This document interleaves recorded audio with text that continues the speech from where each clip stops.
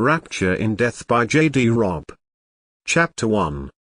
The alley was dark and stank of piss and vomit. It was home for quick-footed rats and the bony, hungry-eyed felines who hunted them. Red eyes glinted in the dark, some of them human, all of them feral. Eve's heart tripped lightly as she slipped into the fetid, damp-edged shadows. He'd gone in, she was sure of it. It was her job to follow, to find him, to bring him in. Her weapon was in her hand, and her hand was steady. "Hey, sweet cakes, wanna do it with me? Wanna do it?" Voices out of the dark, harsh with chemicals or cheap brews. Moans of the damned, giggles of the mad. The rats and cats didn't live here alone. The company of the human garbage that lined the sweating brick walls was no comfort. She swung her weapon, and crouched as she sidestepped a battered recycling unit that, from the smell of it, hadn't worked in a decade. The stench of food gone over smeared the humid air and turned it into a greasy stew. Someone whimpered. She saw a boy, about 13, all but naked. The sores on his face were festering. His eyes were slits of fear and hopelessness as he scrabbled like a crabback against the filthy wall. Pity stirred in her heart. She had been a child once, hurt and terrified, hiding in an alley. "I won't hurt you." She kept her voice quiet, barely a murmur, kept her eyes on his, maintaining contact as she lowered her weapon. And that's when he struck.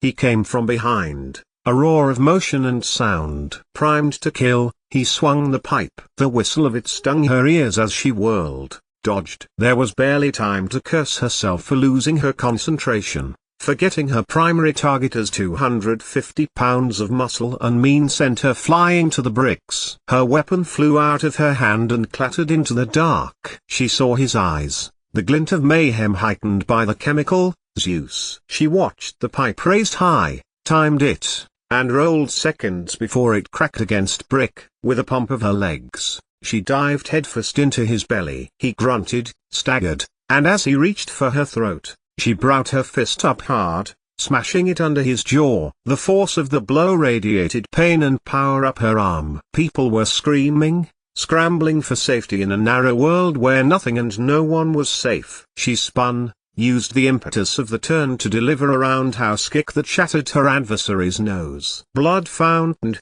adding to the sick miasma of odors. His eyes were wild, but he barely jerked at the blow. Pain was no match for the god of chemicals. Grinning as blood poured down his face, he smacked the thick pipe on his palm. Kill you, cop bitch." He circled her, swinging the pipe like a whistling whip. Grinning as he bled. "Break your head open and eat your brains." Knowing he meant it pumped her adrenaline to flashpoint. Live or die. Her breath came in pants, the sweat pouring like oil down her skin. She dodged the next blow, went down on her knees. Slapping a hand on her boot, she came up grinning. "Eat this instead, you son of a bitch." Her backup weapon was in her hand. She didn't bother with stun. The stun setting would do little more than tickle a 250-pound man flying on Zeus. It was set to terminate. As he lunged toward her, she hit him with full power. His eyes died first. She'd seen it happen before. Eyes that turned to glass like a doll's. Even as he charged her, she sidestepped, prepared to fire again, but the pipe slipped from his fingers. His body began that jerky dance as his nervous system overloaded. He fell at her feet, a mass of ruined humanity who had played God. "You won't be sacrificing any more virgins, asshole," she muttered, and as that wild energy drained, she rubbed a hand over her face. Her weapon arm dropped. The faint scrape of leather on concrete alerted her. She started her spin, weapon rising, but arms clamped her, lifted her to her toes. "Always watch your back, Lieutenant," the voice whispered just before teeth nipped slightly at her earlobe. "Rourke, goddammit, I nearly zapped you." "You didn't even come close." With a laugh, he turned her in his arms, and his mouth was on hers, hot, hungry. "I love watching you work," he murmured, and his hand, clever hand, slid up her body to cup her breast. "It's a broken bar stimulating." "Cut it out." But her heart was thundering in reaction, and the order was half-hearted. "This is no place for a seduction. On the contrary, a honeymoon is a traditional place for a seduction." He drew her back, kept his hands on her shoulders. I wondered where you'd gone off to. I should have known. He glanced down at the body at their feet. What did he do? He had a predilection for beating the brains out of young women, then eating them. Oh, Robb winced, shook his head. Really, Eve? Couldn't you have come up with something a little less revolting? There was a guy on the terror colony a couple of years back who fit the profile, and I wondered. A broken bar. She trailed off, frowning. They were standing in a stinking alley, death at their feet. And Robb, gorgeous, dark angel Robb, was wearing a tuxedo and a diamond stud. What are you all dressed up for? We had plans, he reminded her. Dinner? I forgot. She tucked her weapon away. I didn't think this would take so long. She blew out a breath. I guess I should clean up. I like you the way you are. He moved into her again, took possession. Forget dinner, a broken bar for now.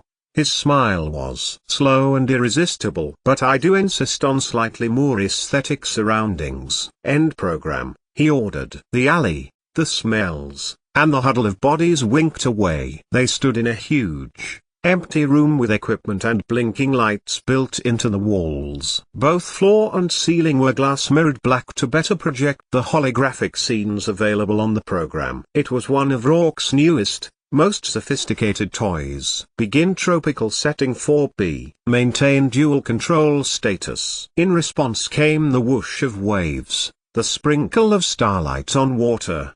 Beneath her feet was white sugar sand, and palm trees waved like exotic dancers. That's more like it, Robb decided, then began unbuttoning her shirt. Or it will be when I get you naked. You've been getting me naked every time I blink for nearly 3 weeks. He arched a brow. Husband's privilege. Complaints, husband. It was still a jolt. This man with the warrior's mane of black hair, the poet's face, the wild Irish blue eyes, was her husband. She'd never get used to it. Number. Just an A. Her breath hitched as one of his long-fingered hands skimmed over her breasts. An observation. Cops. He smiled, unfastened her jeans. Always observing. You're off duty, Lieutenant Dallas. I was just keeping my reflexes sharp. 3 weeks away from the job.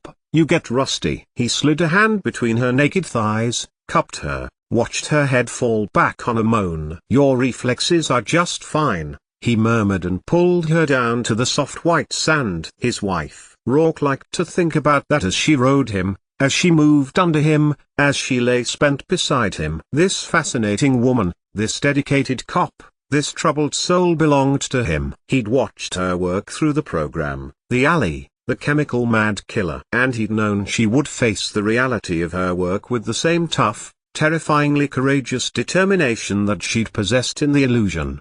He admired her for it, however many bad moments it gave him. In a few days, they would go back to New York and he would have to share her with her duties. For now, he wanted to share her with nothing, with no one. He was no stranger to back alleys that reeked of garbage and hopeless humanity. He'd grown up in them, escaped into them, and eventually had escaped from them. He had made his life into what it was, and then she had come into it, sharp and lethal as an arrow from a bow, and had changed it again. Cops had once been the enemy, then an amusement, and now he was bound to one. Just over 2 weeks before, he had watched her walk toward him in a flowing gown of rich bronze, flowers in her hands. The bruises on her face a killer had put there only hours before had been softened under cosmetics. And in those eyes, those big brandy-colored eyes that showed so much, he'd seen nerves and amusement. Here we go, Robb. He'd nearly heard her say it as she put her hand in his. For better or worse, I'll take you on. God help us. Now she wore his ring, and he hers. He'd insisted on that, though such traditions weren't strictly fashionable in the middle of the 21st century. He'd wanted the tangible reminder of what they were to each other, the symbol of it. Now he picked up her hand, kissed her finger above the ornately etched gold band he'd had made for her. Her eyes stayed closed. He studied the sharp angles of her face, the over-wide mouth, the short cap of brown hair tousled into spikes. I love you, Eve. Faint color bloomed on her cheeks. She was so easily moved, he thought. He wondered if she had any idea how huge was her own heart. I know. She opened her eyes. starting to get used to it. Good. Listening to the song of water lapping on sand, of balmy breezes whispering through feathery palms, she lifted a hand, brushed the hair back from his face. A man like him, she thought, powerful, wealthy, impulsive, could call up such scenes at the snap of a finger. And he'd done it for her. "You make me happy." His grin flashed, making her stomach muscles curl in delight. "I know." With easy, effortless strength, he lifted her up and over until she straddled him. He skimmed his hands idly up her long, slim, muscled body. "Are you ready to admit you're glad I shanghaied you off a planet for the last part of our honeymoon?" She grimaced, remembering her panic, her dug-in at the heel's refusal to board the transport he'd had waiting, and how he had roared with laughter and had tossed her over his shoulder, climbing on board with her cursing him. "I liked Paris," she said with a sniff, "and I loved the week we had on the island. I didn't see any reason for us to come to some half-finished resort in space when we were going to spend most of our time in bed anyway." You were scared. It had delighted him that she'd been unnerved by the prospect of her first off-a-planet voyage, and it had pleasured him to keep her occupied and distracted for the bulk of the trip.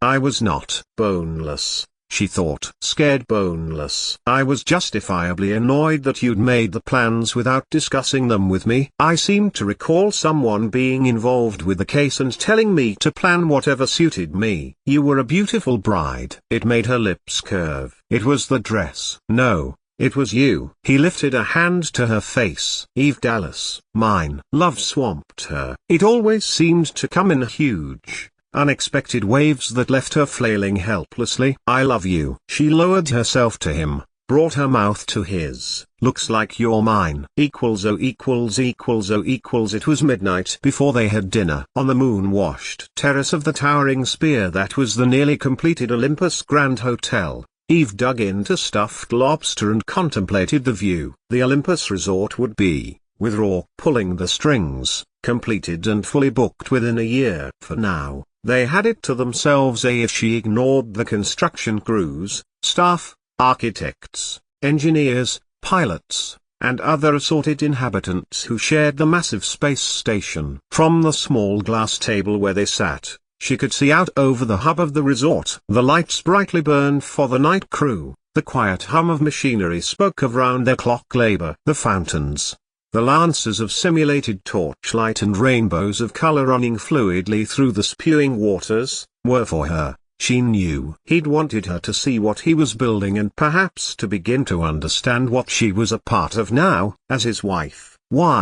She blew out a breath that fluttered her bangs and sipped the icy champagne he'd poured. It was going to take some time to understand just how she'd gone from being Eve Dallas, homicide lieutenant, to become the wife of a man who some claimed had more money and power than God. Problem? She flicked her eyes over his face, smiled a little. Number. With intense concentration, she dipped a bit of lobster in melted butter, a real butter, no simulation for Rourke's table, and sampled it. "How am I going to face the cardboard they pass off as food at the eatery once I'm back on the job?" "You eat candy bars on the job in any case." He topped off her wine, lifted a brow when she narrowed her eyes. "You trying to get me drunk, pal?" "Absolutely." She laughed, something he noted she did more easily and more often these days, and with a shrug, picked up her glass. "What the hell, I'll oblige you." "And when I'm drunk," she gulped down the priceless wine like water.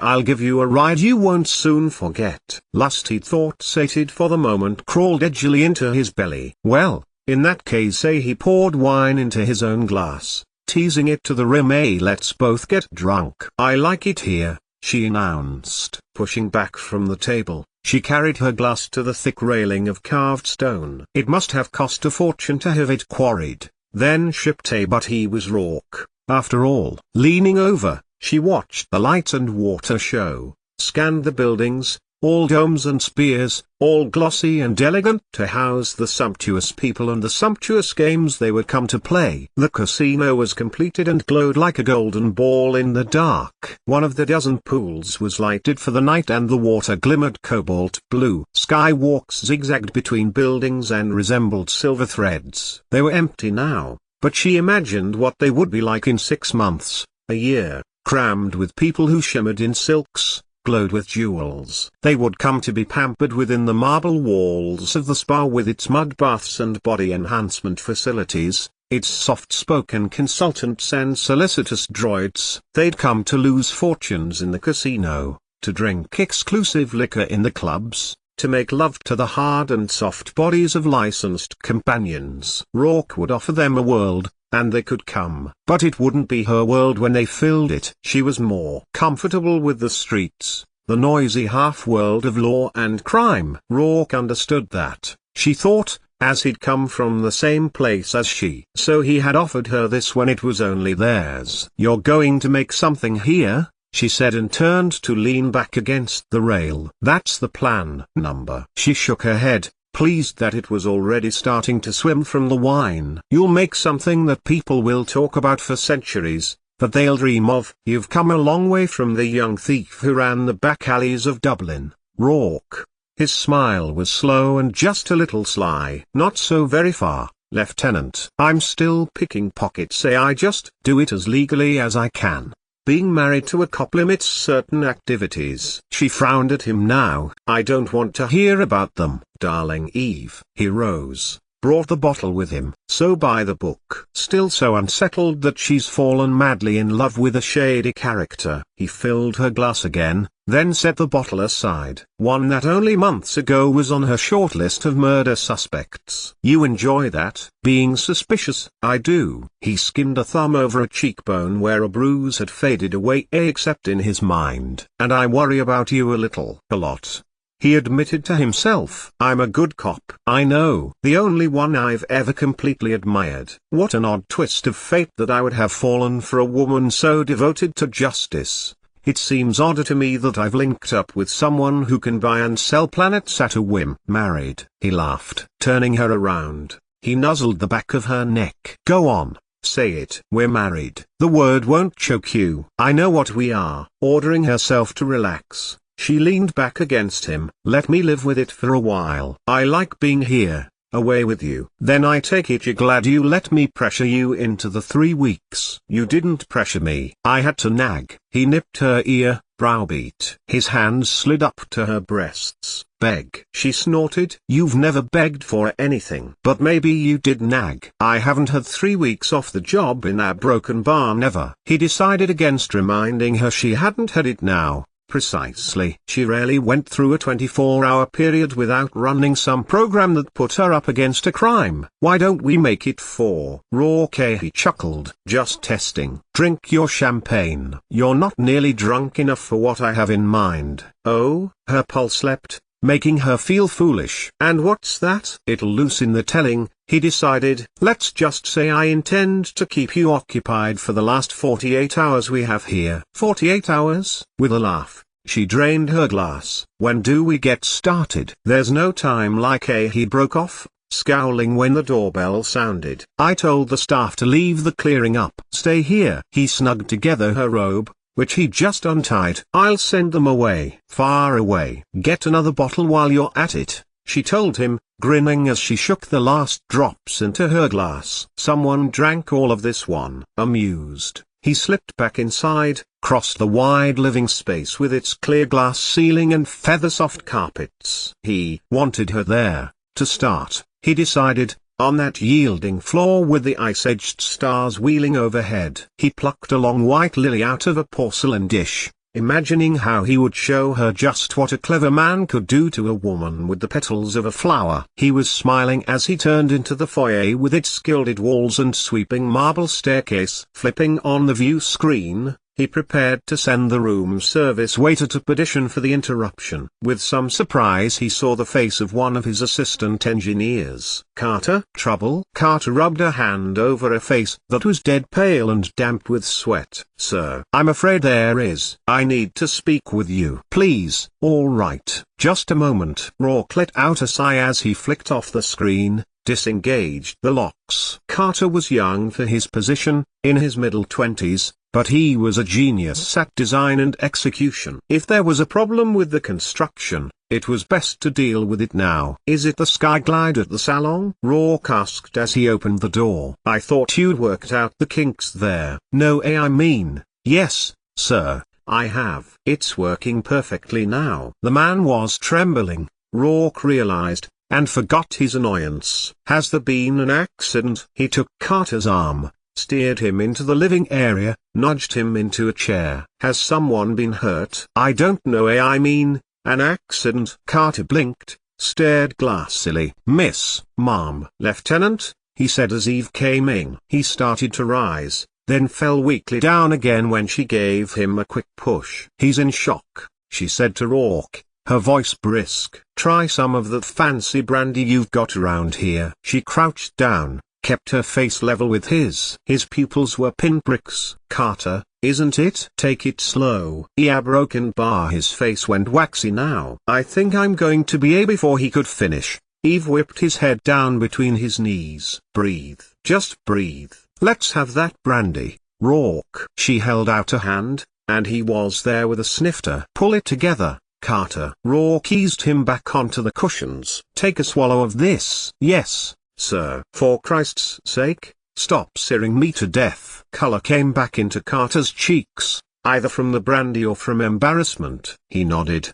swallowed, let out a breath. I'm sorry. I thought I was okay. I came right up. I didn't know if I should. I didn't know what else to do. He spread a hand over his face like a kid at a horror video. He hitched in a breath and said it quickly. It's Drew Mathias, my roomie. He's dead. Air exploded out of his lungs, then shuddered back in. He took another deep gulp of brandy and choked on it. Rourke's eyes went flat. He pulled together a picture of Mathias, young, eager, red hair and freckles, an electronics expert with a specialty in autotronics. Where, Carter? How did it happen? I thought I should tell you right away. Now there were two high bruising red flags riding on Carter's pasty cheeks. I came right up to tell you and your wife. I thought since she's the police, she could do something. You need a cop, Carter? Eve took the snifter out of his unsteady hand. Why do you need a cop? I think he must have he killed himself,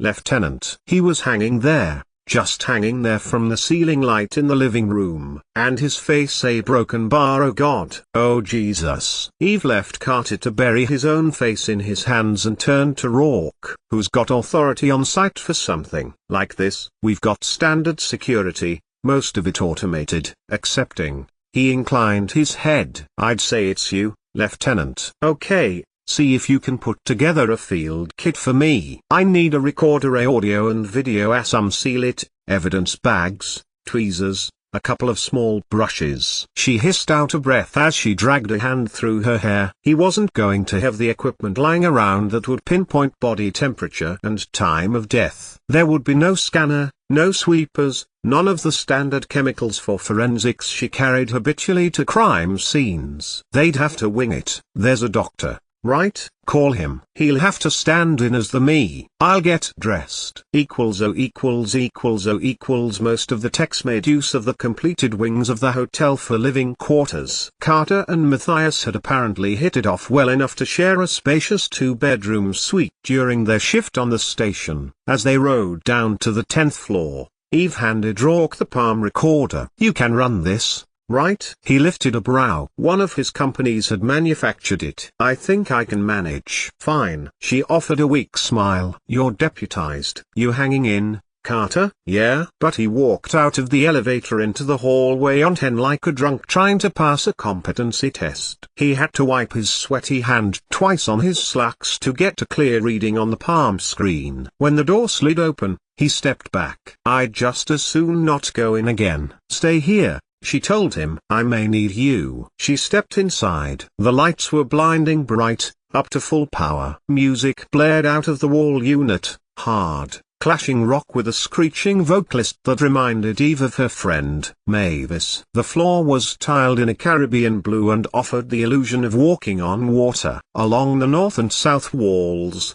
banks of computers were set up. Workstations, she assumed, cluttered with all manner of electronic boards, microchips, and tools. She saw clothes heaped on the sofa, VR goggles lying on the coffee table with 3 tubes of Asian beer, 2 of them flattened and already rolled for the recycler, and a bowl of spiced pretzels. And she saw Drew Mathias's naked body swaying gently from a makeshift noose of sheets hitched to the glittering tier of a blue glass chandelier. Ah, hell. She sighed it out. What is he, Rourke? 20? Not much more than. Rourke's mouth thinned as he studied Mathias's boyish face. It was purple now, the eyes bulging, the mouth frozen into a hideous, gaping grin. Some vicious whim of death had left him smiling. All right, let's do what we can. Dallas, Lieutenant Eve, Nipst, standing in until proper interspace authorities can be contacted and transported. Suspicious, unattended death. Mathias, Drew, Olympus Grand Hotel, room 1036, August 1, 2058, 100 hours. I want to take him down, Rourke said. It shouldn't have surprised him how quickly, how seamlessly she'd shifted from woman to cop. Not yet. It doesn't make any difference to him now, and I need the scene recorded before anything's moved. She turned in the doorway. Did you touch anything, Carter? Number. He scrubbed the back of his hand over his mouth. I opened the door, just like now, and walked in. I saw him right away. You broken bar, you see him right away. I guess I stood there a minute. Just stood there. I knew he was dead. I saw his face. Why don't you go through the other door into the bedroom? She gestured to the left. You can lie down for a while. I'll need to talk to you. Okay. Don't call anyone, she ordered. Number. No, I won't call anyone. She turned away again, secured the door. Her gaze shifted to Rourke's, and their eyes held. She knew he was thinking, as she was, that there was some like her who had no escape from death. Let's get started, she told him,